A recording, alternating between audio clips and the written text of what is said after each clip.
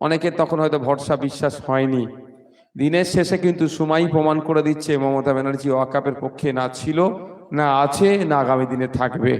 কারণ এদের ক্যাবিনেটের মিনিস্টাররাই ওয়াকাফ সম্পত্তি চুরি করে রেখেছে, এদের ক্যাবিনেটের মন্ত্রী ওয়াকাফ সম্পত্তি দখল করে রেখেছে, এই শাসক দলের তৃণমূল কংগ্রেসের এমএলএ এমপিরা ওয়াকাফ সম্পত্তি দখল করে রেখেছে। শাসক দলের নেতা মন্ত্রী থেকে শুরু করে পঞ্চায়েতের সদস্য এমন দেখলে দেখা যাবে এরা ওয়াকাফ সম্পত্তি দখল করে রেখেছে। এরা আবার ওয়াকাফ সম্পত্তি বাঁচানোর জন্য বিজেপির নিয়ে আসা আইনের বিরোধিতা করবে, আপনার আমার এটা বিশ্বাস করাই হচ্ছে বৃথা। তারপরেও আমাদেরকে গণতান্ত্রিক প্রক্রিয়ায় আইনি লড়াই আমাদেরকে লড়ে যেতে হবে। গতকালকে আমরা কনস্টিটিউশন প্রোটেকশন ফোরামের পক্ষ থেকে কলকাতায় ওয়াকাফ বোর্ডের অফিসে গিয়ে আমরা ডেপুটেশন দিয়েছি। এই উমিদ পোর্টালে আপলোডের ক্ষেত্রে মমতা ব্যানার্জির দ্বিচারিতার বিরুদ্ধে বলেছি। কারণ মমতা ব্যানার্জি কি বলেছিলেন যে তিনি এই পশ্চিমবাংলায় ওয়াকাফ আইনকে লাগু হতে দেবে না, বাস্তবায়ন হতে দেবে না। ফলে অনেক মতোয়াল্লিরা মমতা ব্যানার্জির কথাই ভরসা করে ঘুমাচ্ছিল, আপলোড করতে হবে না। কিন্তু এই উমিদ পোর্টাল আজ থেকে 5.5 মাস আগে লঞ্চ হয়েছে, আপলোডের নির্দেশিকা এসেছে। এখন হঠাৎ করে 1 সপ্তাহ 10 দিন আগে মমতা ব্যানার্জি কি বলছেন, নির্দেশিকা দিচ্ছে উমিদ পোর্টালে সব আপলোড করে দাও। এটা কিভাবে সম্ভব ভাই? এটা কিভাবে সম্ভব হয়ে উঠবে? কারণ যা যা ডকুমেন্টস চেয়েছে শুনলাম 46 ধরনের ডকুমেন্টস লাগছে। তো 46 ধরনের ডকুমেন্টস কি সম্ভব এখনই আপলোড করা? জমির চৌহদি কি আছে, চারপাশে জমির কারা আছে সেটা বলাটা সম্ভব, কিন্তু এক্স্যাক্ট ওই দলিলে কি নাম আছে, কার নামে আছে সেটা বলাও সম্ভব নয়, খুঁজে বার করতে হবে। জমির ভ্যালুয়েশন কত, আজকে মার্কেট ভ্যালু কত, সরকারি এতে ভ্যালু কত সেটা তুলতে হবে, সেটাও দেওয়ার কথা বলা হচ্ছে। জমির আয়তন কত সেটাও বলা হচ্ছে। এত শর্ট টাইমে পাবে কি করে? তাই আমরা ডেপুটেশন দিয়েছি, আমাদের বিশ্বজিৎ দাও ছিল, এখানের বেশ কয়েকজন আপনারা এখান থেকে গিয়েছিলেন। আমরা ডেপুটেশন দিচ্ছি কনস্টিটিউশন প্রোটেকশন ফোরামের পক্ষ থেকে যে এই 5 তারিখ নয়, কম করে এখনো 1 বছর টাইম দিতে হবে এটার জন্য।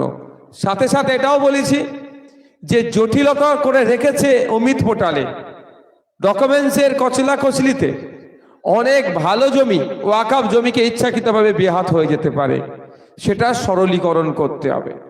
আমরা তাই এখানেও দাঁড়িয়ে বলবো, আজকে আমাদের যে আলোচনা সবাই ওয়াকাফ সংশোধনী আইন 2025 কেন বাতিল করতে বলেছি, আপনারা ইতিপূর্বে আমি অনেকেই বিষয়ে বক্তব্য দিয়েছি, আপনাদের আমি 2 থেকে 3টে পয়েন্ট বলবো কেন বলছি বাতিল করতে হবে। আমরা একটা ধর্মনিরপেক্ষ রাষ্ট্র, সব ধর্মের বর্ণের জাতের মানুষরা সহাবস্থানে বসবাস করছি। দেশকে স্বাধীন করতে গিয়ে বিনয় বাদল, দীনেশ আশফাকুল্লাহ, ক্ষুদিরাম, ভগৎ সিং, প্রীতিলতা ওয়াদ্দেদার থেকে শুরু করে বেগম হজরত মহল, গান্ধীজি, নেতাজি, ফুরফুরার পীর আবু বকর সিদ্দিকী রহমতুল্লাহ আলাইহি, কেউ হিন্দু, কে মুসলমান, কে খ্রিস্টান, এই তারা মন মানসিকতাকে নিয়ে লড়াই করেনি। ওইদিকে হাফেজ বিন নিসার আলী থেকে শুরু করে তারা একটাই, তাদের লক্ষ্য উদ্দেশ্য কি ছিল? ব্রিটিশদের বিরুদ্ধে লড়াই করতে হবে, ব্রিটিশদের শোষণের হাত থেকে দেশকে মুক্তি দিতে হবে এবং শোষণ মুক্ত, অত্যাচার মুক্ত একটা দেশ গড়ে তুলতে হবে। সেই জন্য যে যার মতোভাবে লড়াই করে দেশকে স্বাধীন করেছে। দেশের সংবিধান হয়েছে, সংবিধানের 26 নম্বর, সম্ভবত 26 নম্বর আর্টিকেলে সরাসরিভাবে উল্লেখ আছে আপনার ইচ্ছে মতো আপনি ধর্ম পালন করতে পারেন, যে কোনো ধর্মকে আপনি চুজ করতে পারেন পালনের জন্য, ধর্মচারণ করতে পারেন এবং ধর্মীয় উৎসব উদযাপন থেকে শুরু করে ধর্মীয় প্রতিষ্ঠানকে আপনি আগিয়ে নিয়ে যেতে পারেন, সংবিধানের আর্টিকেলে উল্লেখ আছে। আর আমরা কি দেখছি, কেন্দ্র সরকার সংখ্যার জোর দেখিয়ে শুধুমাত্র এমপির সংখ্যা বেশি থাকার জন্য একদম এখন বলির বাকরা করছে মুসলমানদেরকে। মুসলিম সম্প্রদায়ের পূর্বপুরুষে রেখে দেওয়া জায়গাগুলো, যে শহরগুলো আছে, শহরের প্রাণকেন্দ্রে ভালো ভালো প্রপার্টিগুলো আছে, ওইগুলোকে দখল করার তাদের ইচ্ছা হয়েছে। তাদের ইচ্ছা নয়, শিল্পপতিদের নজরে পড়েছে কলকাতার ভালো জমিটা। কলকাতার 10টি ভালো জমির মধ্যে অন্তত 2 থেকে 4টি ওয়াকাফ প্রপার্টি আছে। ঠিক একইভাবে দিল্লি, মুম্বাই শহর দেখুন, ভোপালের মতো শহর দেখুন, যত পুরাতন শহর আছে প্রত্যেকটা শহরের 10টা ভালো জমির মধ্যে 2 থেকে 4টে ওয়াকফ প্রপার্টি আছে। ওইগুলোকে দখল করার ইচ্ছে গিয়েছে, ওখানে প্রমোটিং করার ইচ্ছা গিয়েছে কাদের? শিল্পপতিদের। তাই শিল্পপতিরা সরাসরি ওটা দখল নিতে পারছে না, সেই জন্য আইনের মারপ্যাঁচে ফেলে এটাকে দখল করতে চাইছে কেন্দ্রের সরকার, তারপরে লিজ হিসাবে শিল্পপতিদের হাতে তুলে দেবে। এটা পুরো পরিকল্পনা মিলিয়ে নেবেন, কিন্তু আমাদের আটকাতে হবে। সেই জন্য এমন আইন বার করেছে। এই আইনকে চ্যালেঞ্জ করে আমরা সুপ্রিম কোর্টে গিয়েছি। ইন্টেরিয়াম আমরা কিছু ফল পেয়েছি, ফাইনাল অর্ডার এখনো আসেনি। এর মধ্যে সারা রাজ্যে আন্দোলন হয়েছে। মমতা ব্যানার্জি আন্দোলনকে আটকানোর জন্য তিনি জোর গলায় বললেন এখানে আন্দোলন করা যাবে না, দিল্লির বিষয়ে গিয়ে দিল্লিতে আন্দোলন করুন, এবং অনেককে ভয় দেখালেন।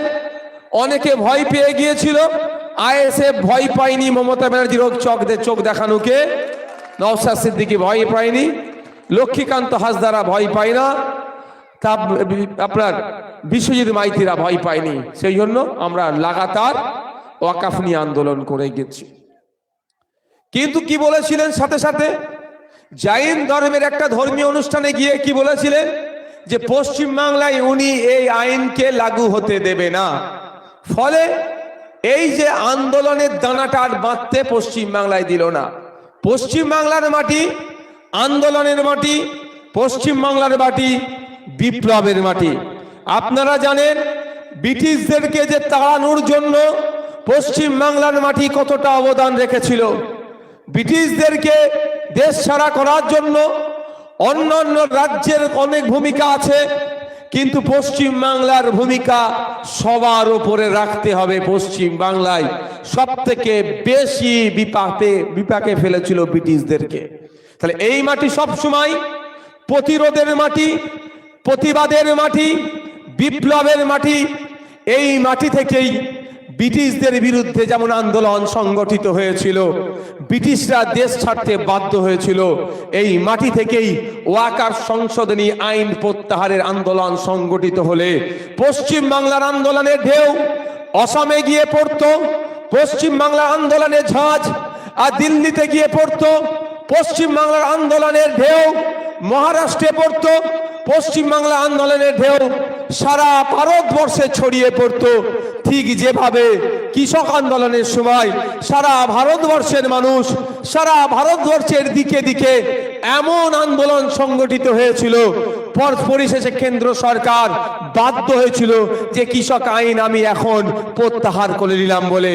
তাই আমরা পশ্চিমবাংলা থেকে শান্তিপূর্ণ প্রক্রিয়ায় গণতান্ত্রিক পদ্ধতিতে সংবিধানকে বাঁচানোর জন্য বিজেপির নিয়ে আসা আইনের বিরুদ্ধে যদি আমরা আন্দোলন সংগঠিত ঠিকঠাক করতে পারতাম, তাহলে কিন্তু এখন এই আইনটা বিজেপি প্রত্যাহার করতে বাধ্য হয়ে যেত।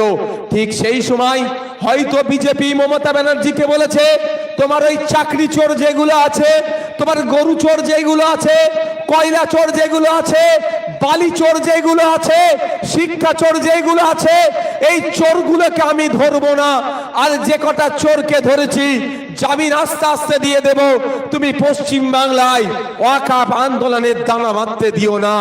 সেই জন্য হয়তো মমতা ব্যানার্জি আপনাকে আমাকে চমকেছিল, আর আপনার আমার সাথে বিশ্বাসঘাতকতা করেছিল, আপনার আমার সাথে চিটিংবাজি করেছিল, আপনার আমার সাথে প্রতারণা করলো, আপনাকে আমাকে বোকা বানিয়ে বলেছিল যে আমি থাকতে পশ্চিম বাংলায় এই আইনকে লাগু হতে দেব না।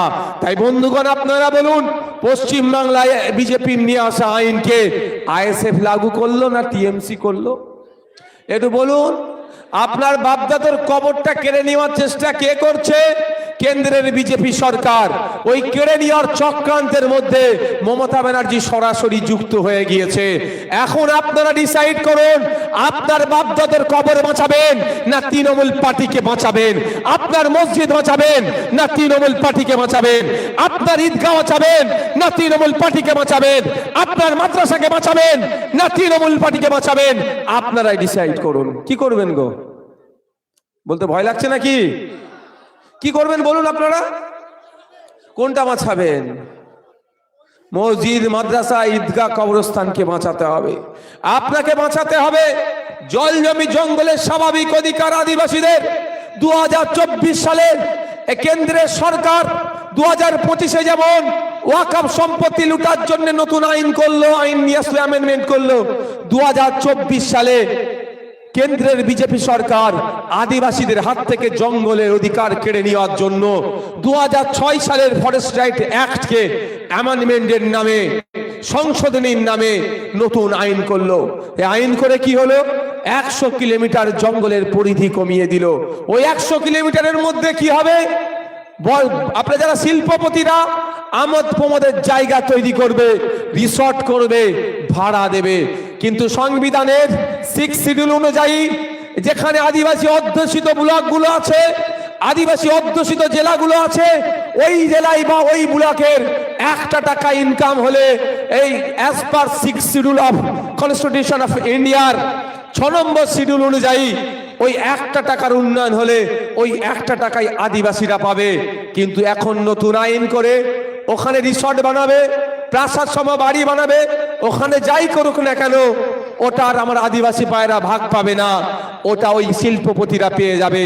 ওই আইনটাকেও রাজ্যের মমতা ব্যানার্জি সরকার চুপি সারে মেনে নিয়েছে। তাই আপনাকে ডিসাইড করতে হবে আদিবাসীদের অধিকার বাঁচাবেন না তৃণমূলের ঝান্ডাকে বাঁচিয়ে রাখবেন। আপনারা বলুন, আমাদেরকে আদিবাসীদের অধিকার বাঁচাতে হবে। জাহের থানের জমি বাঁচাবেন না এই তৃণমূল নামক দলটাকে বাঁচাবেন? আপনাদের ডিসাইড করতে হবে। গরম থানের জমি বাঁচাবেন না এই তৃণমূলটাকে বাঁচাবেন? আপনাকে ডিসাইড করতে হবে। বন্ধুগণ, 2014 থেকে 2025 এই 11 বছরে আমি পার্লামেন্টের ইতিহাস যতটা পেরেছি তুলে দেখতে পেরেছি। যদি আমি ভুল বলি আপনি ঠিক বলে দেবেন, আমি শুধরে নেব।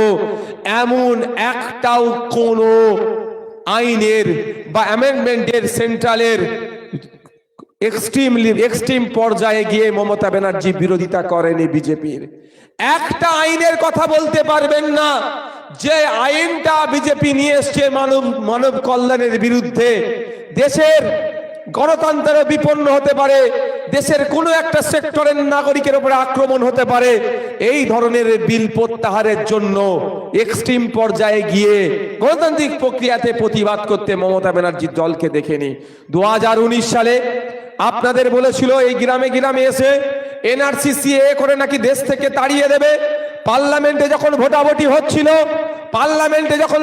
হচ্ছিল সেই সময় কিন্তু রাজ্যসভাতে বিজেপির সেই অংশে এমপি ছিল না, এই বিলটাই পাস হতো না। সেই সময় দেখা গেল লোকসভা রাজ্যসভা মিলিয়ে তৃণমূলের একাধিক এমপি ভোট না দিয়ে ওই দিনকে পার্লামেন্টে হাজির হলো না। তাই বকলমে বিজেপি যাতে ওই বিলটাকে পাস করিয়ে নিতে পারে তার সুযোগ করে দিল এই ধান্দাবাজ, প্রতারক, ভণ্ডামি যারা বাংলার মানুষকে নিয়ে করছে এই তৃণমূল কংগ্রেস। আমি তো বলছি অন ক্যামেরা, পশ্চিম বাংলায় নতুন একটা পুরস্কার দেওয়ার ব্যবস্থা করা হোক। উনি যা পুরস্কার দিচ্ছেন সবার পেছনে একটা করে সিডি লাগিয়ে দিচ্ছে। নতুন একটা পুরস্কার দেয়া হোক, পুরস্কারটার নাম হোক মিথ্যাশ্রী। এই পুরস্কারটা মমতা ব্যানার্জিকে দেয়া হোক। আমি কিন্তু ছোটখাটো কথা বলিনি, অনেক বড় কথা বলছি। রাজ্যের মুখ্যমন্ত্রীর সম্পর্কে কথা বলছি।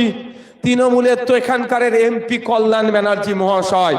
তো কল্যাণ ব্যানার্জি মহাশয়কে বলছি, হ্যাঁ আপনার নেত্রীকে বলছি মিডিয়ার মাধ্যমে, পুলিশ আইবির মাধ্যমে আমি কল্যাণ ব্যানার্জিকে বলতে চাই, আপনি হাইকোর্ট থেকে সুপ্রিম কোর্ট অনেক ছুটাছুটি করেন, আপনার নাকি পেনের অনেক ক্ষমতা। তাই আপনার নেত্রী মমতা ব্যানার্জিকে আমি বলছি মিথ্যাশ্রী পুরস্কার দেওয়া হোক। পারলে আমার নামে একটা আইনত চ্যালেঞ্জ করুন, আমাকে দেখবো। পারবেন? আমি চ্যালেঞ্জ করে বলছি, কারণ কোর্টে যাবে বুক ফুলিয়ে, আইনের চরকে মুখ ফুলিয়ে আসতে হবে। কারণ 2011 সালের আগে মমতা ব্যানার্জি বলেছিল ক্ষমতায় নিয়ে আসো, সরকারি কর্মচারীদের কেন্দ্রীয় সমাহারে দিয়ে দেব। আজকে খোঁজ নিয়ে দেখুন, পুলিশের বন্ধু যারা আছে, সরকারি চাকরিজীবী যারা আছে, কেন্দ্রীয় সমাহারে দিয়ে পাওয়া তো দূরের কথা, বিস্তর ফারাক আছে। উনি তাহলে কি সত্যি কথা বলেছিলেন? উনি যখন 2011 সালের আগে সংখ্যালঘু সমাজের মানুষদেরকে সাচার কমিটির সুপারিশ বাস্তবায়নের কথা বলেছিল, ক্ষমতায় আসলে 10,000 মাদ্রাসা দেওয়ার গল্প শুনিয়েছিল, সংখ্যালঘু সমাজের মানুষেরা 10,000 মাদ্রাসা চায়নি, যে কটা শিক্ষা প্রতিষ্ঠান আছে অন্তত সেইগুলো ঠিকঠাক করুক এইটা আশা করেছিল। 10,000 মাদ্রাসা দেওয়ার স্বপ্ন দেখিয়েছিল, ওয়াকাফ প্রপার্টি উদ্ধার করার স্বপ্ন দেখিয়েছিল, কিন্তু বাস্তবিক অর্থে একটাও প্রতিশ্রুতি পালন করতে পারেনি, সম্পূর্ণ মিথ্যাচার করেছে। শুধু তাই নয়, আপনার ওবিসি নিয়ে সংখ্যালঘু মুসলিম সমাজকে আজকে বৈষম্যের শিকার হতে হয়েছে। আজকে ওবিসি সার্টিফিকেট নাম কাস্তে আছে, ও রেখে দিয়ে আর ছিঁড়ে ফেলে দেওয়ার মধ্যে কোনো তফাৎ আমি মনে করছি না। তাই মুসলিম সম্প্রদায় চরম বঞ্চনার শিকার হচ্ছে। ক্ষমতায় আসার আগে আমি জঙ্গল মহলে যখন চলে যেত, আদিবাসীদেরকে বলতো আপনাদের এই করে দেবো সেই করে দেবো, আদিবাসীদের উপকৃত করব। আজকে 14 বছর ক্ষমতায় আছে, হাত তুলে বলুক মমতা ব্যানার্জি যে এই কটা আদিবাসীর উপকৃত হয়েছে। আপনারা অবাক হবেন কেন আমি মিথ্যাশ্রী পুরস্কার দেওয়ার কথা মমতা ব্যানার্জিকে বলছি। এই মমতা ব্যানার্জির আমলে আদিবাসী সমাজ থেকে উঠে এসেছে লক্ষ্মীকান্ত হাসদা মহাশয়কে জিজ্ঞাসা করুন, 1 কোটি আদিবাসী পশ্চিম বাংলায় নয়, অলরেডি 1.5 কোটি আদিবাসী সার্টিফিকেট ইস্যু হয়ে গেছে, অর্থাৎ এসটি সার্টিফিকেট। তাহলে 50 লক্ষ কম করে নন আদিবাসীরা টাকা দিয়ে সার্টিফিকেট নিয়ে আদিবাসী কোটাতে তারা চাকরি করছে, উচ্চ শিক্ষায় তারা সংরক্ষণটা ভোগ করছে। এই মিথ্যাচারের জবাব দেওয়ার জন্যই আপনাদের অদূরেই নবান্ন আছে, যদি কোনোদিন সুযোগ পাই মিথ্যাশ্রী প্রাইজটা আপনাদেরকে দিয়ে আসতে হবে।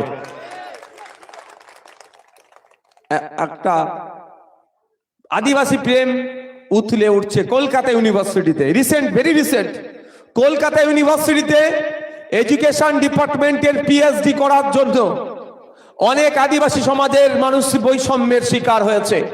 তাদের সার্টিফিকেট থাকার পরেও তাদেরকে নিচ্ছেন, এরা চায় না কোনোদিন দলিত, আদিবাসী, মুসলমান পিছড়ে বর্গের মানুষজন উচ্চ শিক্ষায় শিক্ষিত হোক। এরা কোনোদিন চায় না, এরা সব সময় চায় দলিত, আদিবাসী, মুসলমান যারা পিছড়ে বর্গের আছে তারা শিক্ষা থেকে দূরে থাকুক। কারণ শিক্ষা থেকে দূরে থাকলেই মমতা ব্যানার্জি যেটা ভুল বুঝাবে, কল্যাণ ব্যানার্জি যেটা ভুল বুঝাবে, ওই ফিরহাদ হাকিম যেটা ভুল বুঝাবে সেটাই হয়তো মানুষ মেনে নেবে। কিন্তু এখন ইন্টারনেটের সময় এসেছে, আবার এআই এর সময় এসেছে, অত সহজ নাই মানুষকে আর ভুল বুঝানো যাবে না। আমি এখানে দাঁড়িয়ে মমতা ব্যানার্জিকে, ফিরহাদ হাকিমকে বলতে চাই, ফিরহাদ হাকিম সাহেব কদিন আগেই ওয়াকাফ বিষয়ে একটা বক্তব্য দিলেন, ওয়াকাফ সম্পত্তিটা নাকি দুটো সরকারের সম্পত্তি। ওই নির্লজ্জ বিহায়া ফিরহাদ হাকিম সাহেবকে আমার প্রশ্ন করতে চাই, জমিটা জমি কোন লিস্টে রান করে ভারতবর্ষের? আপনাদের জানিয়ে রেখে যায়, যুক্তরাষ্ট্রীয় পরিকাঠামোতে কিছু কিছু বিষয় যৌথ লিস্ট থাকে, আর কিছু বিষয় ডাইরেক্ট সেন্ট্রালের হাতে থাকে, আর কিছু বিষয় ডাইরেক্ট স্টেটের হাতে থাকে। যেটা হচ্ছে জমির বিষয়, জমির দেখভাল, জমির ইস্যুটা যৌথ লিস্টের নয়, জমির ইস্যুটা সেন্ট্রালের হাতে থাকে না, জমির ইস্যুটা রাজ্যের হাতে থাকে। তাই ওয়াকাফ প্রপার্টি, জমির ইস্যু, ওই নির্লজ্জ বিহায়া ওয়াকাফ চোর মন্ত্রী, এটা রেকর্ড করুন, ছাড়বেন আপনারা, আমার কিচ্ছু করতে পারবে না ফিরহাদ হাকিম, এটা আমি বলে যাচ্ছি। ও ফিরহাদ হাকিম তো দূরের কথা, ওর নেত্রী মমতা ব্যানার্জি মিথ্যা মামলা দিয়ে আমাকে জেলে রাখতে পারে, এর থেকে বেশি কিছু আমার গায়ের একটা পশমও হিলাতে পারবে না। এই জমি চোর, ওয়াকাফ জমি চোর ফিরহাদ হাকিম বাংলার মানুষকে বিভ্রান্তের মধ্যে ফেলার জন্য তিনার বক্তব্যে একটা শুনলাম, তিনি বলছেন ওয়াকাফ সম্পত্তি নাকি দুটো সরকারের সম্পত্তি। ও নির্লজ্জ প্রিন্সিপাল অ্যাক্ট অফ 1995 ওয়াকাফের আইনকে পড়েনি, 1954 সালের ওয়াকাফের আইনকে এই নির্লজ্জটা পড়েনি। পড়ার সময় কি করে পাবে? তোলাবাজি করতে ব্যস্ত, স্যান্ডো গেঞ্জি পরে তোলা তুলতে ব্যস্ত, নারদার টাকা নিতে ব্যস্ত। ও নারদার টাকা নেবে না, আইনকে পড়বে ওই নির্লজ্জ বিহায়া। আমি এ ভাষায় কিন্তু কথা বলিনি, এবার আমাকে বলতে হবে। ওদেরকে যথেষ্ট সম্মান দিতাম, কিন্তু সম্মান নেওয়ার পাত্ররা যারা নয় তাদেরকে সম্মান দিতে হবে না। যে কুকুর যে ভাষাই বুঝবে তাকে সেই ভাষাই জবাব দিতে হবে। তাই ওই নির্লজ্জ বিহায়াটা পূর্ণভাবে বাংলার মানুষকে মিথ্যাচার করে এই জমির বিষয়টাকে বলছে কেন্দ্র রাজ্যের বিষয়, এই বলে মিথ্যাচার করে বাংলার সহজ সরল মানুষকে বিভ্রান্তের মধ্যে ফেলে দিচ্ছে। আমি আপনাদের বলবো, হাতে গুগল আছে, মোবাইল আছে, গুগল করে দেখুন আপনার, বা সার্চ ইঞ্জিনে গিয়ে সার্চ করে দেখুন, জমি জায়গার সম্পূর্ণটাই রাজ্য সরকারের হাতে থাকে, অর্থাৎ এটাকে দেখভাল করবে। কিন্তু ওয়াকাফ প্রপার্টি কোন রাজ্য সরকারের নয়, স্বতন্ত্র একটা প্রপার্টি। দেবত্ব সম্পত্তি কোন রাজ্য সরকারের নয়, গির্জার সম্পত্তি কোন রাজ্য সরকারের হতে পারে না, গুরুদুয়ারের সম্পত্তি কোন রাজ্য সরকারের হতে পারে না, আপনার জাহের থানের সম্পত্তি কোন রাজ্য সরকারের হতে পারে না, গরম থানের সম্পত্তি কোন রাজ্য সরকারের হতে পারে না। এই সম্পত্তি ব্যক্তি মালিকানা সম্পত্তি, রাজ্য সরকারের সেই সম্পত্তিটাই হবে যেটা 1 নম্বরে খতিয়ানে আছে, আর সরাসরি যেটা রাজ্য সরকারের হয়ে আসছে, এটা ছাড়া রাজ্য বা কেন্দ্র সরকারের হতে পারে না। কিন্তু ওই বিহায়াটি, আমি এই জন্যই বিহায়া বারবার বলছি, ও দোকান কাটা নির্লজ্জ। কদিন আগে খবর হচ্ছিল না, আমি একটু টকে টকে আছি, সেটা ভুলে যাচ্ছি, আমি খবরটা খুঁজছি। একটা মার্বেলের গোডাউন ওয়াকাফ ওনার নামে অভিযোগ আছে, উনি দখল করে রেখেছেন। আপনারা প্রস্তুত নেন, ওটা ওয়াকাফ সম্পত্তি, আর উনি দখল করেননি বলছে। আমরা গিয়ে তাহলে দখল নেবো ওয়াকাফ সম্পত্তি, ওয়াকাফ বোর্ডের হাতে তুলে দেবো। তখন যদি ফিরাকাতিম আসে কি হবে? পাবলিক কি করবে? হালকা করে ভালোবেসে দেবে। কি গো, হ্যাঁ, একটা ওয়াকাফ সম্পত্তি দখল হয়ে আছে, অভিযোগ আছে ফিরাদ হাকিম ওটা দখল করেছে, আর উনি বলছেন ওনার নামে অভিযোগ, উনি এটা করেননি। তাহলে যখন দখল